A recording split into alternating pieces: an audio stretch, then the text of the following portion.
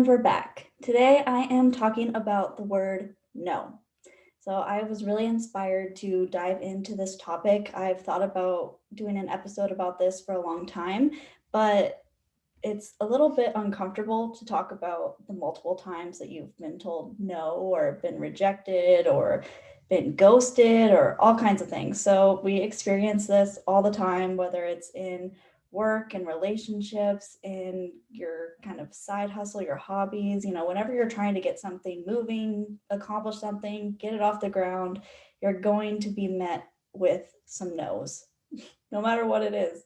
So those no's could be coming from yourself, they could be coming from people outside of your control. So you are not always in control. You can just do the best that you can and move forward. So I'm going to be talking about a couple of the no's that I've gotten in the past year or so and what they kind of mean to me. And it's going to be a little nerve-wracking for me to even talk about because I am a type 3 on the Enneagram. If you've listened to the podcast before, you know that I talk about it all the time. But I am the achiever. I don't feel successful unless I am achieving something, getting something done, and I'm extremely competitive. So if I lose, if I don't get a job opportunity, if I don't get something that I've been working on, working towards, you'll see more of what I'm talking about. But if I don't get that, I just feel like the world is over. So that's part of my problems. But if anyone else is a type 3, you totally get it. So I think everyone gets that feeling sometimes, especially now. I mean, there's a lot of people who are out of work looking for jobs and getting a lot of no's just because the market is so competitive. So that's one of the reasons I wanted to talk about this. Another reason I wanted to talk about this is because I listened to a podcast episode with Bert Kreischer and Steve Byrne. And Steve Byrne just wrote and directed the movie, The Opening Act, and it's about stand-up comedy. And basically in this conversation they had on Bert's podcast, the Bertcast, they if you listen to my podcast, I talk about Bert Kreischer way more than the average person. So I don't know. He's just somebody I really look up to, even though his methods, his lifestyle is so different than the norm. But anyways, back to it. On Bert's podcast, Steve said, a resume is all of the yeses you've got, but nobody ever sees all the no's you got. And as people are looking for jobs, working on resumes, no matter what you're doing, you have had to do a resume at some point, probably. And that seems like a list of everything you've accomplished, especially if you're just looking at career. And that shows so little of what you've tried to accomplish, of what you've worked on in the background. And your worth is not only what fits on this one page resume and what people have said yes to. So Steve was kind of talking about this in the sense of multiple projects. When you're talking about, comedians, writers, directors, they work on multiple projects and they take them to people to get approved, to get money, to get produced, and people say no all the time. So I think thinking about these people that we really look up to and knowing that they hear no's all the time, that's a little comforting. So just that resume topic really made me think about all the no's. And if somebody who can be so successful like him can talk about the no's, then somebody like me, my no's aren't that big. So I can talk about them too. And I think the more that we talk about it, the more we normalize it, the more comfortable people will feel to keep trying new things and keep moving forward, because it's so easy to get a no and give up. So today I'm talking about some no's.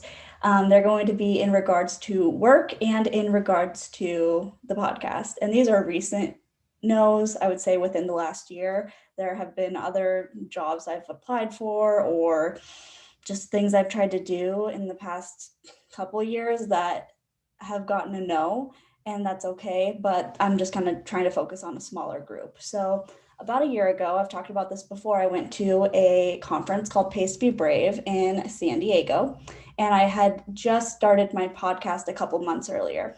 And when you're starting a podcast, a lot of people will have podcasts that are solely based on guests. So each week is almost an interview and a chat with a guest. I've always known that I didn't want my podcast to only be a guest interview podcast because I have stuff to say as well. That's why you should have a podcast. Like, you should bring something to the table. And I think I do bring something to the table. So that is why I do a mix of both. But I also know having guests on your podcast can bring a ton of value. It can also grow your podcast because you are introducing your podcast to your guests' audience as well as your own original audience.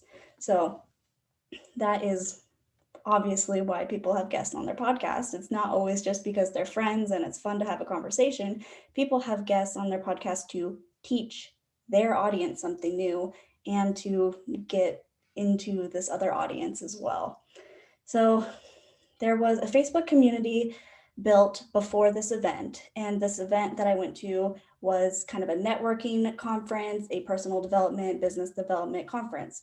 And I think it's really great to have a Facebook community where you can connect with people. So when you walk into the room, even if you don't know anybody, even if nobody's going that you knew previously, you can still make those connections beforehand and get ready to connect in person. So that was really nice. And I put myself out there and I said, looking for some guests for my podcast. If you have something really interesting you'd like to teach in the personal development space, or even if it's not in the personal development space, something that is, it means something to you that you think is valuable to teach, I'd love to meet some people and feature them as guests in my podcast. And this was a year ago. So this was before coronavirus, and we did literally everything on Zoom. So when I first started this, I was totally thinking I was going to be a purist and say, I'm only going to do podcast interviews in person because that's really how podcasts were done. And I've think about it a year ago. I think a lot of people almost forget that this even was like this before, but we could totally tell the difference between a Zoom interview and an in-person interview. And the Zoom ones were often so awkward, but technology is getting better. People are talking to each other using these technologies more and more. So the interviews on Zoom are getting better and better. Side tangent. But anyway, so I was like, this is my opportunity to meet people who are interested in the same things that I am, are inspired by the same type of people that I am. And then it was scary to meet new people and say, do you want to be on my podcast? It's just a baby podcast. It doesn't have a ton of listens, views, but it's growing. It's brand new. And I hadn't interviewed anyone before. So I set up a little Google form and people were excited. It's interesting when it's a group of people who are kind of go-getters and they want to get their name out there as well. It's a great way to meet new people and really move both of you forward in whatever field you're looking to be in. So I had quite a few people reach out, and I basically figured that I'd only have time for one actual interview per day because our days were chock full of stuff to do. So I picked 3 people who I felt aligned most with me and what I wanted my show to teach, represent, information I'd like to hear from. And it's a busy conference when you're there. And this was extremely nerve wracking. I'm at the airport and I was writing down questions to ask. I'm really prepping, and all these people who I had set up these interviews with, we had planned on doing it during the lunch break of our day of conference things. So I kept in communication with these people. It's not like I ghosted them or anything like that and just didn't talk to anyone, but I reached out, and on the first day I said, you still want to meet up? Because we had planned a place to meet, or we were going to figure out a place to meet. I don't really remember. It's about a year ago now. So they said, I'm just starving. I'm going to go get lunch with my friend. I don't think it's going to work out. And that was supposed to be my first interview. And I was like, it's like a punch to the gut a little bit. You're like, dang, I was so excited. And it's really exciting because these people I was looking to interview, I just thought they would provide so much value, and I was legitimately excited to meet them. And all of the people I do interview on my show, I get so excited to meet them, and I learn so much from them. And I just want the people who listen to my podcast to enjoy them as much as I do. And I think they do because they're pretty awesome. So I also have to understand boundaries. So I'm not going to say, oh, how dare this person tell me no, we already had a plan. And you have to understand the situation, and it depends on a lot of different factors. But if you're in a networking situation like this and something comes up, you think you're going to meet somebody. I've been to conferences since this, and I understand people are meeting and making plans with a lot of different people, and you have small snippets of time. And if this is your time and you're like, I gotta go get something to eat so I'm fueled for the rest of the day because I'm doing this and this, you gotta understand that and let people just do what they can. The next person, this was my second interview. I had just accepted, first one, kind of a Murphy's Law or whatever. It's like the first time you're always going to get a no anyways. Like, it was almost too good to be true.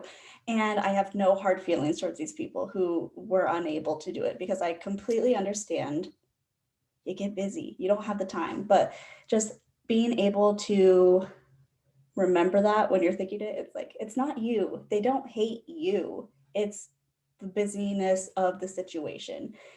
In this instance, I got another story for you. So this next one, I met up with somebody. I found them after the day of conferencing, and I said, are you still on for tomorrow? And then they told me, I don't think so. I was just like, oh my gosh, is this whole thing gonna be a failure? So that's when you start doubting yourself. You're like, oh my gosh, I was getting so excited. These people reached out to me and they were excited to talk to me, and now they're saying no, never mind. I'm like, did I do something wrong? Is it my face? Like, I don't know. And so you think about these kind of things, and you just kind of accept the situation. And on day 3 of the conference, I kind of realized, I don't really think this is going to be conducive for an interview, just trying to squeeze it in during a lunch break. And so I reached out to this next person. Also, on day 3, we check out of the hotel, so I don't have my room anymore that I had before to use for an interview space. So I'm like, this is my one day. If this person even says yes, it's going to be messy to figure out how we even do this. Keep in mind, I still haven't done an interview yet. So I'm like, gosh, I'm just really like hustling. I'm just trying to make it happen. And I reach out to my person for day number 3, and she says, yeah, I don't really think it's going to be the best for an interview, but we can definitely go have lunch together and just talk and hang out. And that was so much more beneficial than anything. Like, wow, I'm almost going to get emotional about it, because this person really means so much to me now. And wow, I didn't think I was going to get emotional. I am a little embarrassed, but I'm not going to get sappy. But Joanna was a guest on the podcast later on. We did a Zoom interview, and she has also been coaching me on money, and she's extremely valuable at what she does. Okay, we're done with the emotions. But understanding why these interviews didn't work out is the benefit from the no's. And getting those no's, it hurt. It hurt at first, especially one that was literally to my face. And I was like, oh my gosh, shoot. But getting the no's made me realize, you can't always expect everything's going to work out exactly how you want it. It's not an ideal situation always. Things cancel at the last minute. People are busy, especially during these networking situations. And I've had an episode before all about networking and how it makes me extremely nervous. and social anxiety and all of those things. So that is something that I want to commend anyone who is just a great networker and they're at conferences and they're shaking everyone's hands and all those things. And I'm like, it's freaking hard. So I had to number one, be proud of myself for setting things up. And, it didn't work out for a reason. And that's okay. And really, what I also really learned was, sorry, I just said really like 5 times, but what I learned was that the connection, the real networking connection, was so much more beneficial to have first than going into an interview basically blind. And I had talked to all these people in depth about what they do and what they'd like to talk about before this, but being able to have lunch with Joanna and her friend at the conference and just actually hang out and talk about why we were at this conference together and just create a friendship first really made a big difference when we actually were able to have our interview. It was so much more comfortable. And so really it sucks because that was my first experience with going out and asking people to be on the podcast. And I was so nervous to put myself out there. And I thought, what if they judge me? What if they listen to an episode with me and Casey and they're like, these people are so annoying and terrible and oh my God. And they could have. Maybe, they could have. And that means they're not the right fit. So no's are really bringing you closer to the right fit, the right direction in so many ways. Even though getting the first no, the second no, the third no, it gets rough sometimes. But the first one is kind of the best because then you're ready for the next one. So that was my first experience asking people to be on the podcast.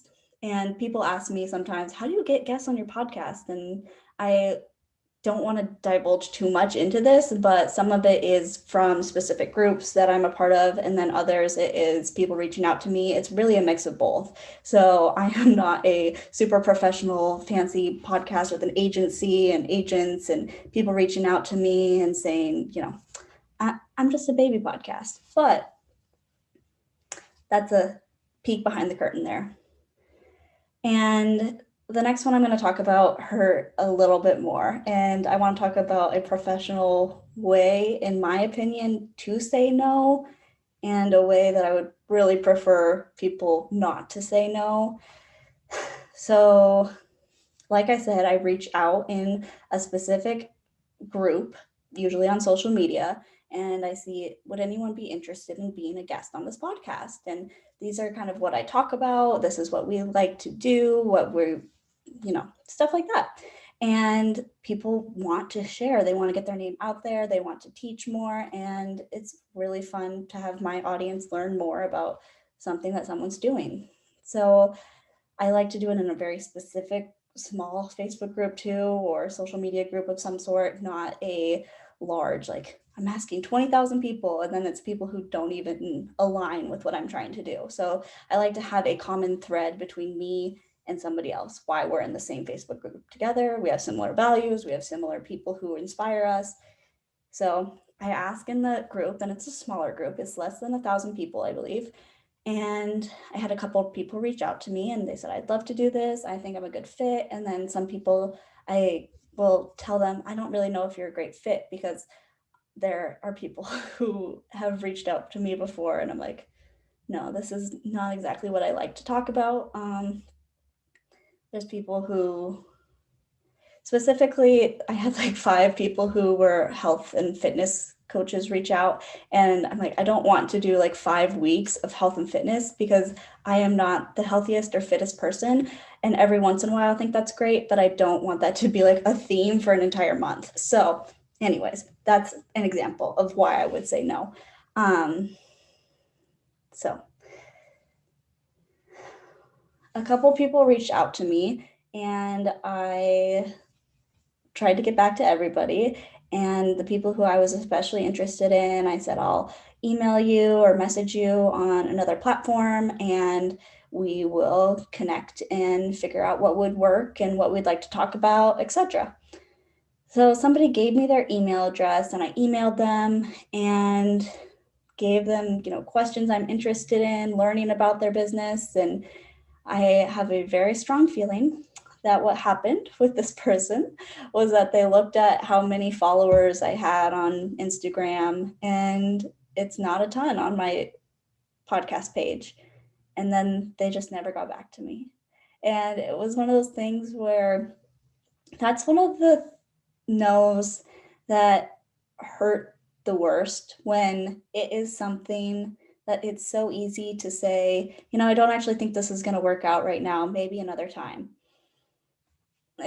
I just feel like that's so simple to say, but to basically ghost someone and just never reach out again after having multiple conversations, that's the absolute worst. And also, I don't date, like I have a long-term boyfriend, so I don't understand, like I feel like a lot more people are used to this now. They do online dating and they're like, if I'm done talking to somebody, I'm done talking to them. But I just don't think it's not a good feeling. So I just don't want to do that to anyone else, and I don't want anyone to do that to me. So that's one that is frustrating, because when you have no idea why somebody stopped reaching out to you, all the negative thoughts will come in your head.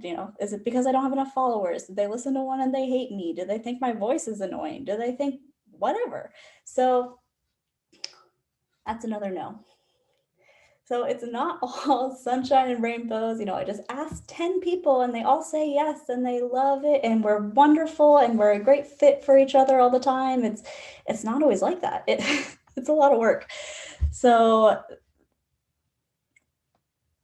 there we are. The last thing I will say with the podcast guests is that all the ones that I've had, I am extremely grateful for.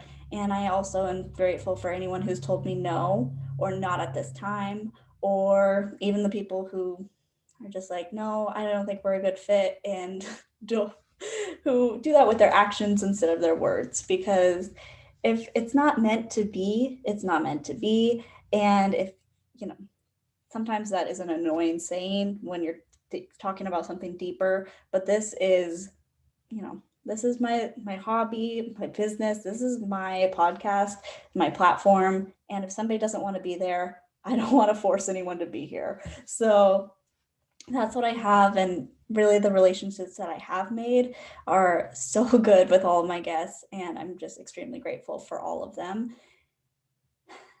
And it's okay. It's okay to tell somebody no.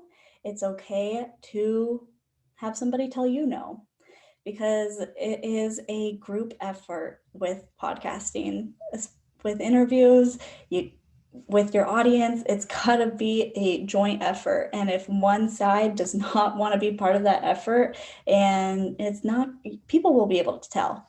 So I'm extremely grateful for the ones that I've had. And I'm grateful for my nose, because it helped me learn more, get thicker skin, and get a clearer idea of what I want on the show.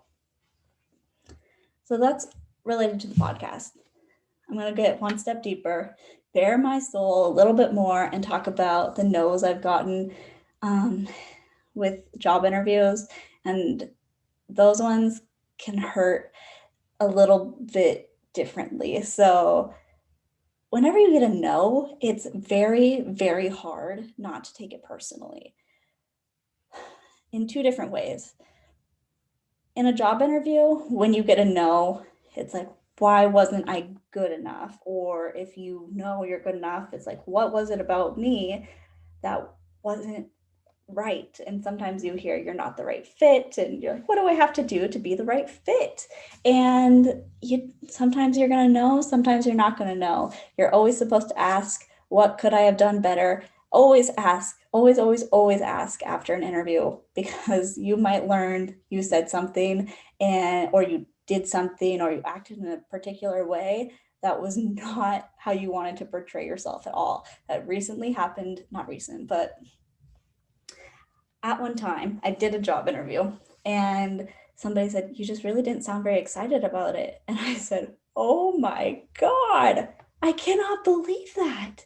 And I totally believe them. That's how I portrayed myself. But in my head, I had all this nervous energy. So I was, just probably trying to just stay calm and keep my voice steady instead of, but I am like, I was so excited about this. And I can't believe I sounded like I just didn't even care. Like, so always asking afterwards is extremely beneficial because then I knew, oh, shoot, that is something I need to portray in my speaking. And as somebody who speaks a lot, there's always more to be learning.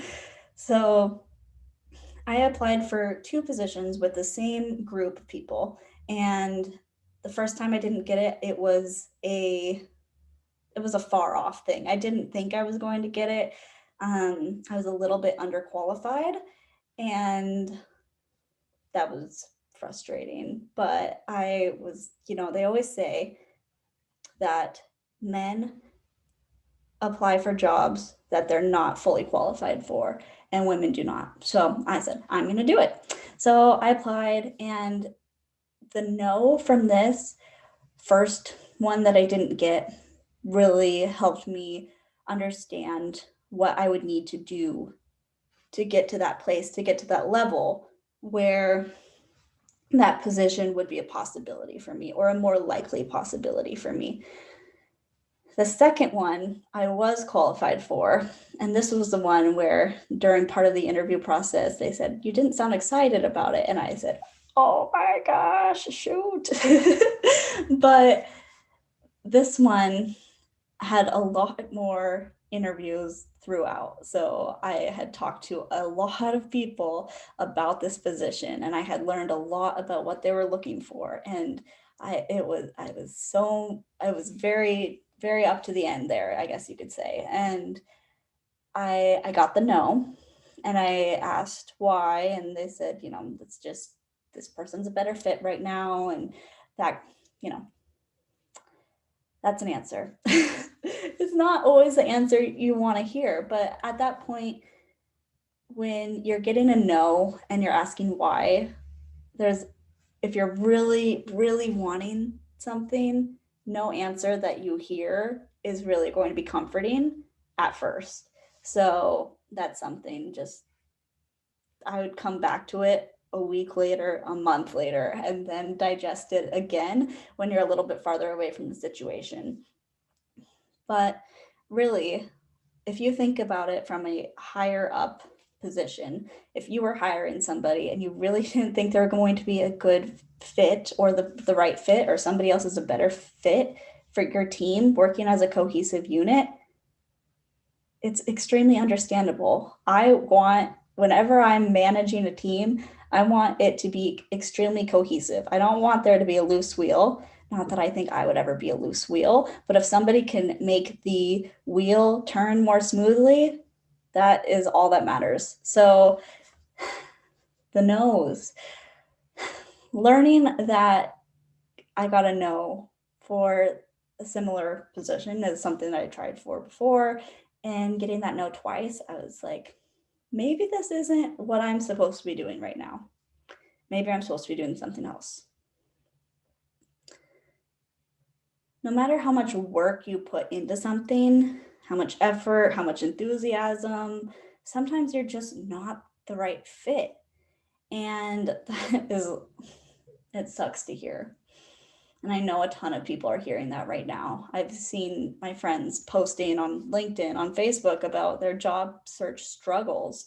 And sometimes it depends on your situation. And maybe you're looking for a change, or maybe you're looking for, I can take whatever, I'll take whatever I can get. And if you're just looking for a change and you get the no, then it's not the right change, or it will help you clear your idea of what you really want. Once you get to that point where you're at the yes or no, and you get the no, you're like, oh, I was almost there. It's so much easier to kind of chisel your way and fix these little things that you want to fix, rather than being 3 steps behind and not getting to the point of yes or no. If you just submit your resume and you don't hear back, that's where you're like, shoot, I have no idea where I stand.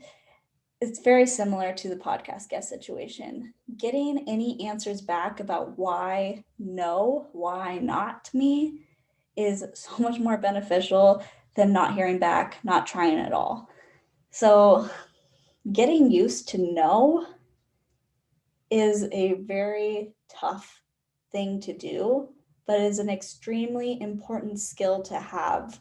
Whether you're running your own business, whether you're selling something, whether you are applying for jobs, whether you're trying to make a change, you're going to hear no. You're going to hear it over and over and over again. Nobody who has anything that you want got there without hearing no multiple times. There's no one. If you think about people who you really look up to, they've been told no so many times. And that is how they got where they are, is because they got used to hearing no and what to do after you hear no. And I think the big thing with me with the podcast, hearing no or getting ghosted or whatever, was it kind of fueled me a little bit to say, I'm proud of my product. If somebody doesn't want to be a part of this product, that's perfectly fine. They're not meant to be here, but I'm proud of this, and that's what matters. And when you're applying for jobs and you get a no, you have to continually work and smooth out the kinks and continually be getting better all the time, because otherwise you're just going to keep going in and getting the same answers. So if you hear back, this is what you could improve, and you do nothing about it, that's on you. But if you hear this is what you can improve and you say, I'm taking these steps to improve this, that makes a world of a difference. A world. So, really, when I heard Steve Byrne talking about how your resume is a list of people who said yes to you, or that's not exactly how he said it, but it's a list of all your yeses. Make a list of all your no's and think about what they mean to you, what they taught you. No is only the starting point, and it can teach you so much. Last thing I'll talk about is in sales, you're going to get a lot of no's, whether you're trying to sell whatever, we'll talk about it. If you want to sell tickets to a sporting event, that's what I work in, is sports. We can't sell tickets to sporting events right now, but that's besides the point. We'll pretend that we can. The guys on our sales team and girls, we have no girls at the moment. They used to be all girls and now it's all boys. Anyways, so the guys on our sales team, they hear no a lot. But if they hear no and then take an hour to be annoyed about hearing no, that's such a waste of time. So you have to learn what to connect, what to learn from the no's. Why is somebody saying no? Are they saying no, not right now, and you should reach out again later? Are they saying no because of this price point's too high? Well, maybe you should reach out to them with a different price point that might work better for them, for their family, for whatever.